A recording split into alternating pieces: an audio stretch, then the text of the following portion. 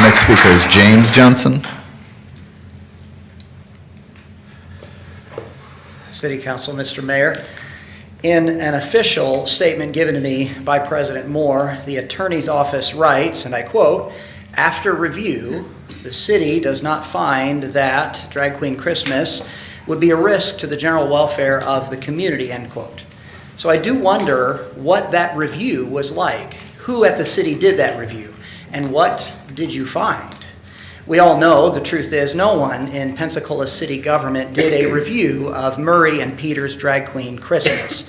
By only pretending to review it, and if you allow Drag Queen Christmas, our mayor and this city council and Jeffrey Sharp are aiding and abetting obscenity. Of course, obscenity is not protected by the First Amendment.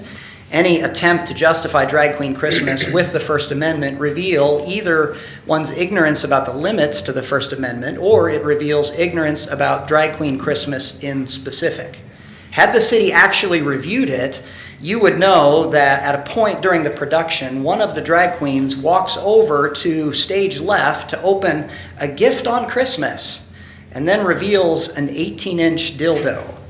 The drag queen then kisses the dildo, then he places it in his crotch area, and he prances around the stage, gyrating and thrusting like a fool. At another point during the production, drag queens imitate performing fellatio on one another. You might say, coming soon to Pensacola Sanger Theater, Obscenity. It's obscenity because Drag Queen Christmas fails the three-pronged Miller test. It appeals to the prurient interest, then it depicts sexual conduct, and Drag Queen Christmas seriously lacks literary, artistic, political, or scientific value. Further, had the city actually reviewed Drag Queen Christmas, you would know that Murray and Peter have been involved in at least 3 significant legal controversies. One with the Florida Department of Business in Fort Lauderdale, another with the Hyatt Regency in Miami, and most notably, the one in Orlando, Florida. All 3 were about children being present for those obscene shows. And I know that the Sanger has made this an 18 and over show. However, Murray and Peter's past actions give you an idea of who they really are. They're fine with performers playing with dildos in front of children. They're fine with a man pulling back his Christmas red G-string and offering his anus to a crowd in front of children.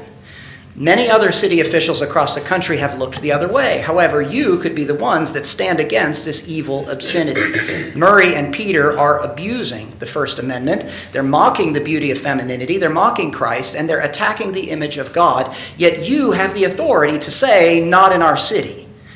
You all should take time to actually review Drag Queen Christmas, because aiding and abetting obscenity is a crime that you don't have to be guilty of. So cancel Drag Queen Christmas.